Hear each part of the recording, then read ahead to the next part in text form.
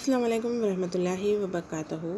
آج ہم جماعت دہم مضمون اردو ادب سے حصہ نثر کے سبھی اسباق کا مختصر سا جائزہ لیں گے اور ان سبھی اسباق کے ذاتی رائے پر مبنی جتنے بھی سوال ہوں گے انہیں کس طرح سے لکھا جا سکتا ہے یا پھر ان کا حل آج ہم اس ویڈیو میں ڈسکس کریں گے۔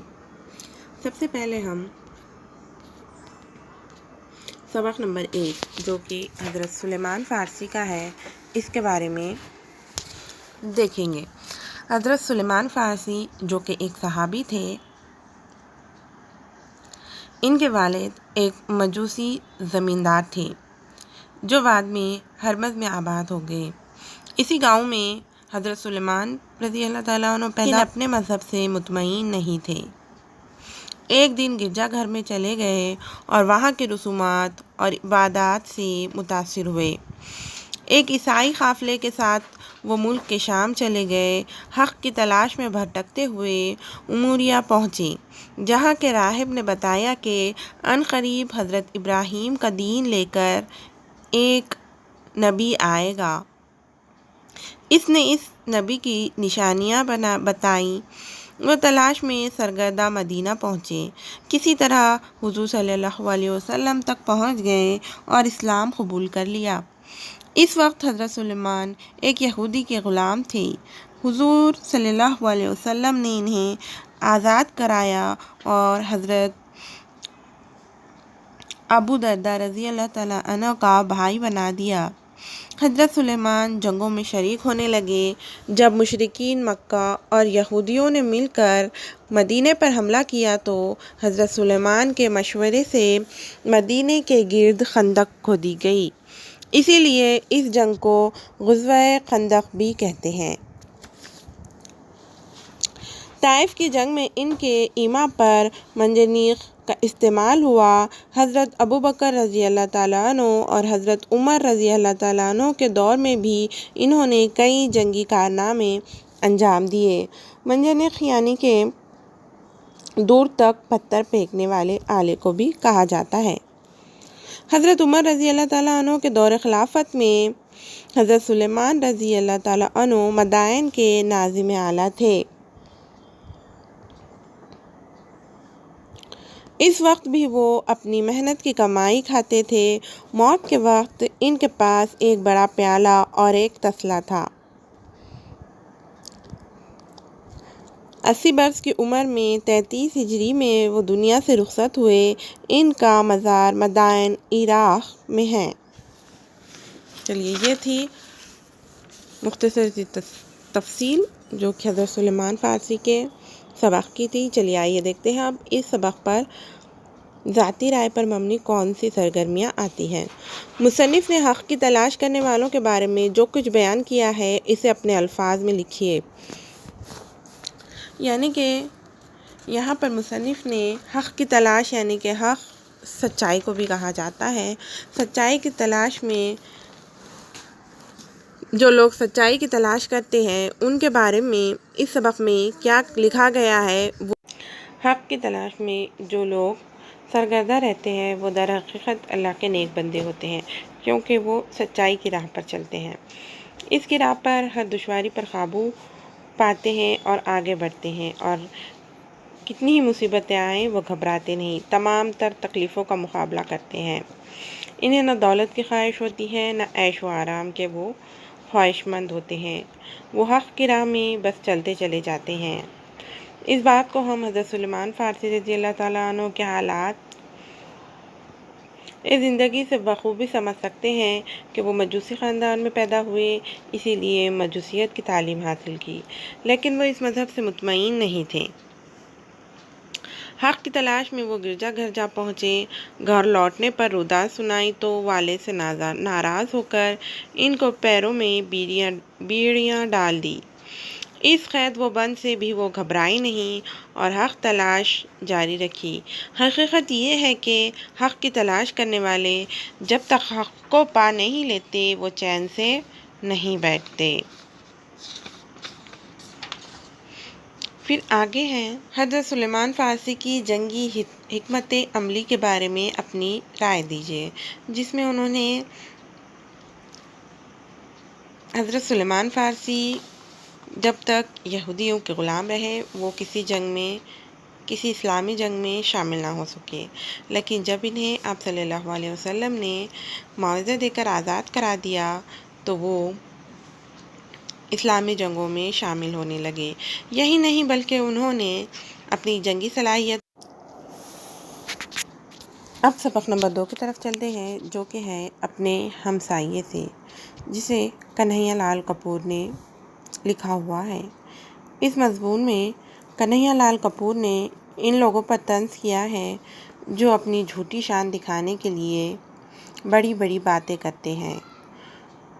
یہاں پر 2 پڑوسی ہوتے ہیں، جو کہ ایک معمولی تاجر اور دوسرا معلم ہوتا ہے۔ دونوں ایک دوسرے پر رعب جمانے کے لیے بہت بڑی بڑی باتیں کرتے ہیں، جو کہ پڑھنے میں ہمیں بہت ہی مزاحیہ معلوم ہوتی ہے۔ ایک کہتا ہے کہ اس کا بھائی دہلی میں مجسٹریٹ ہے، جبکہ وہ وہاں پر چپراسی ہوتا ہے، اور دوسرا کہتا ہے کہ اس کا بھائی الہ آباد ہائی کورٹ میں جج ہے، جبکہ اس کا کوئی بھائی ہی نہیں ہے۔ ایک کہتا ہے کہ وہ اپنے بیوی بچوں کے ساتھ صحت افزا مقام پر جا رہا ہے، تو دوسرا بھی اپنے جانے کا پروگرام بتاتا ہے، جبکہ دونوں کہیں نہیں جانے والے ہوتے ہیں۔ دونوں پڑوسیوں کے یوں باتیں بنانے پر ان کا اثر ان کے بیویوں اور بچوں پر بھی پڑتا ہے۔ تاجر نے قسطوں میں فریج خریدا تو بیوی کے اصرار پر معلم کو بھی فریج خریدنا پڑا۔ جب تاجر اپنی بیوی کے لیے کوئی قیمتی تحفہ لاتا ہے تو معلم کی بیوی بھی بضد ہو جاتی ہے اور اس کے لیے اس سے زیادہ قیمتی چیز لائی جاتی ہے، تاکہ دونوں ایک دوسرے پر برتری قائم رکھ سکیں۔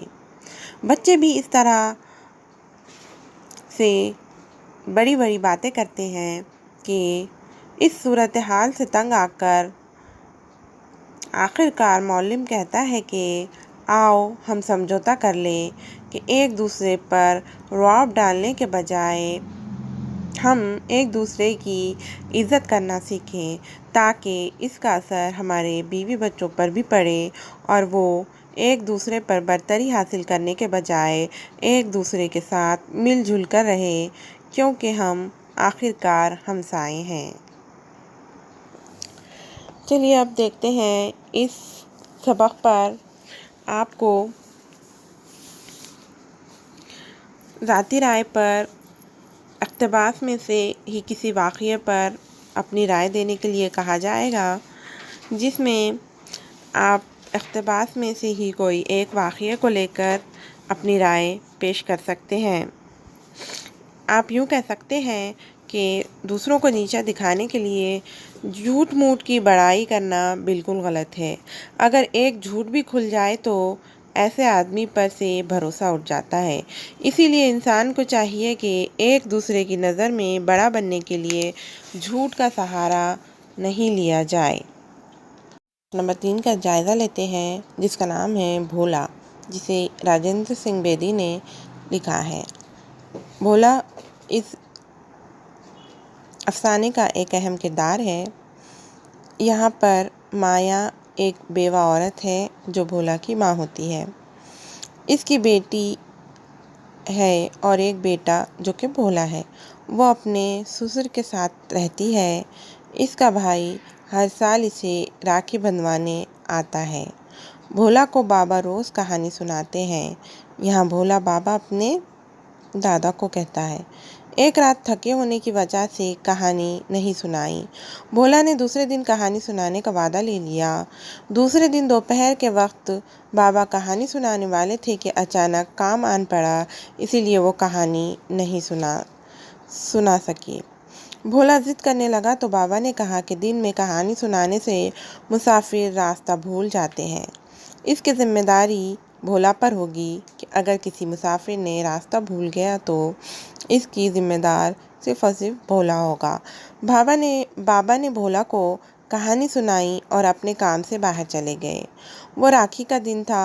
بھولا کے ماموں اس کے لیے مٹھائیاں اور بہت سارا سامان لے کر آنے والے تھے۔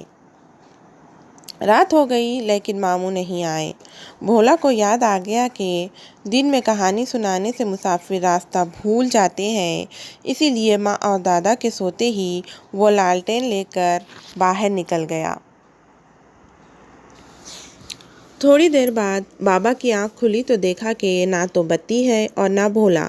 مایا کو جگایا۔ مایا روتے روتے بے ہوش ہو گئی۔ پاس پڑوس والے آ گئے۔ لوگوں کو شک تھا کہ کہیں کسی نے بھولا کو اغوا نہ کر لیا ہو۔ تھوڑی ہی دیر میں بھولا کے ماموں اسے گود میں لیے ہوئے آ گئے۔ سب کی جان میں جان آ گئی۔ ماموں نے بتایا کہ کام کرتے ہوئے اسے دیر ہو گئی تھی، اسی لیے وہ اپنے گھر سے شام کو نکلا۔ راستے کے اندھیرے کی وجہ سے راستہ بھٹک گیا۔ ایک جگہ روشنی دکھائی دی تو وہ اس طرف بڑھ گیا۔ وہاں بھولا بتی لیے ہوئے ملا۔ وہ اسے لے کر گھر آ گئے۔ بھولا نے کہا کہ اسے بابا کی بات یاد آ گئی تھی کہ دن میں کہانی سنانے سے مسافر راستہ بھول جاتے ہیں، اسی لیے وہ ماموں کو راستہ بتانے کے لیے چلا گیا۔ تو یہ تھی بھولا اس افسانے کی کہانی۔ چلیے آئیے دیکھتے ہیں اب ذاتی رائے پر مبنی سرگرمیاں۔ یہاں پر ایک سرگرمی یہ بھی ہے کہ راکھی بندھن پر بھائی بہنوں کے درمیان خول و قرار پر اپنی رائے دیجیے۔ یعنی کہ راکھی کا تہوار بھائی بہنوں کے لیے آتا ہے، جو کہ ہندو مذہب کا ایک بہت ہی اچھا تہوار مانا جاتا ہے، جہاں پر انسانی رشتوں کی اہمیت اور عظمت کا تہوار ہے۔ اس تہوار پر بہن اپنے بھائی کو راکھی باندھتی ہے اور اس کے لیے لمبی عمر کی دعا کرتی ہے۔ اسی طرح بھائی اپنی بہن سے وعدہ کرتا ہے کہ وہ جب تک رہے گا اس کی حفاظت کرے گا۔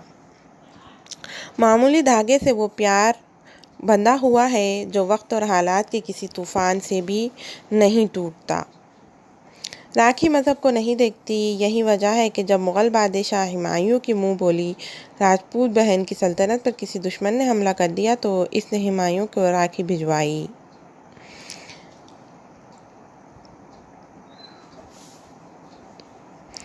یعنی راکھی بھائی اور بہن کے رشتے کو بہت زیادہ مضبوط کر دیتی ہے۔ اس کے علاوہ یہاں پر عورت کا دل محبت کا ایک سمندر ہوتا ہے۔ مصنف کے اس بیان پر اپنے تاثرات قلمبند کیجیے۔ مصنف نے بالکل درست لکھا ہے کہ عورت کا دل محبت کا ایک وسیع و عریض اور گہرا سمندر ہے۔ اس دل میں اپنے ماں باپ کے لیے جتنا پیار ہے اتنا ہی پیار اس کے دل میں اپنی اولاد کے لیے ہوتا ہے۔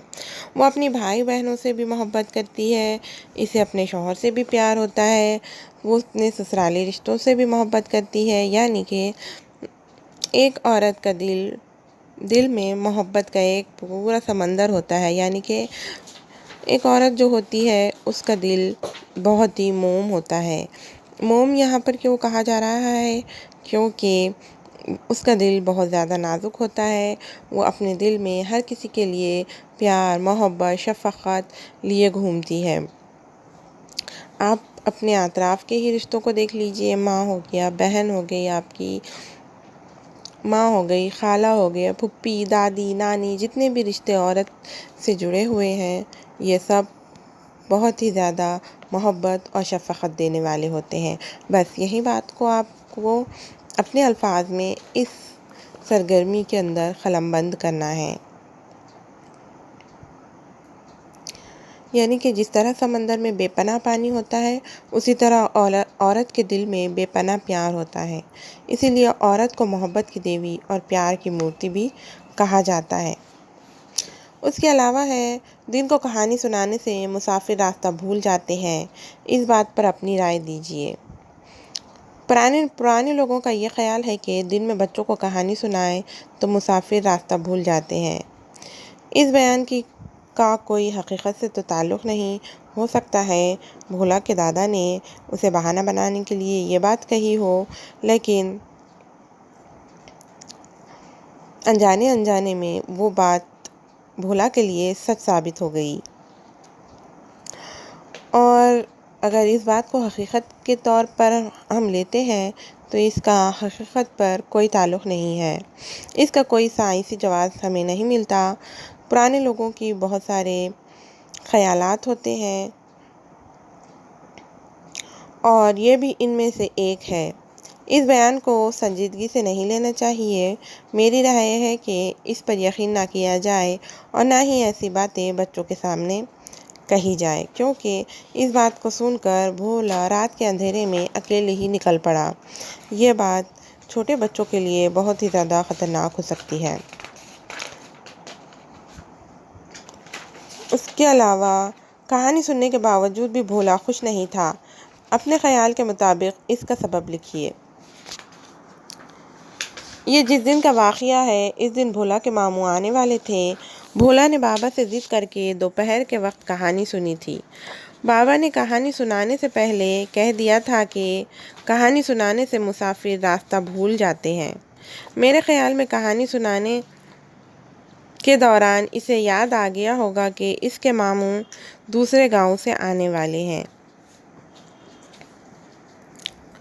اس کے کہانی سننے سے اس کے ماموں کہیں راستہ بھٹک نہ جائیں۔ غالباً اس خیال کے آنے کے سبب بھولا کے چہرے پر اپنی پسندیدہ کہانی سننے کے باوجود خوشی کے آثار نہیں تھے۔ اس کے برعکس وہ افسردہ اور ماموں کے راستہ بھٹک جانے کے ڈر سے ہلکے ہلکے کانپ رہا تھا۔ اس کے علاوہ بھولا واقعی بھولا تھا۔ مختصراً اپنی رائے دیجیے۔ یعنی کہ یہاں پر بھولا واقعی بھولا تھا۔ اسے اپنے بابا کی باتوں پر پورا یقین تھا۔ اس نے جب دن کے وقت کہانی سننے کی ضد کی تو بابا نے اپنی مصروفیت کی وجہ سے اسے ٹال گئے تھے۔ اتفاقاً انہیں تھوڑا وقت مل گیا تو وہ کہانی سنانے پر آمادہ ہوئے، لیکن کہانی سنانے سے پہلے بابا نے کہہ دیا کہ دن میں کہانی سنانے سے مسافر راستہ بھول جاتے ہیں۔ اس دن بھولا کے ماموں آنے والے تھے۔ عام طور پر وہ شام ہونے سے پہلے آ جایا کرتے تھے، لیکن اس دن رات ہو جانے پر بھی ماموں نہیں آئے تو اس نے سمجھا کہ دن میں کہانی سننے کی وجہ سے اس کے ماموں راستہ بھول گئے ہیں۔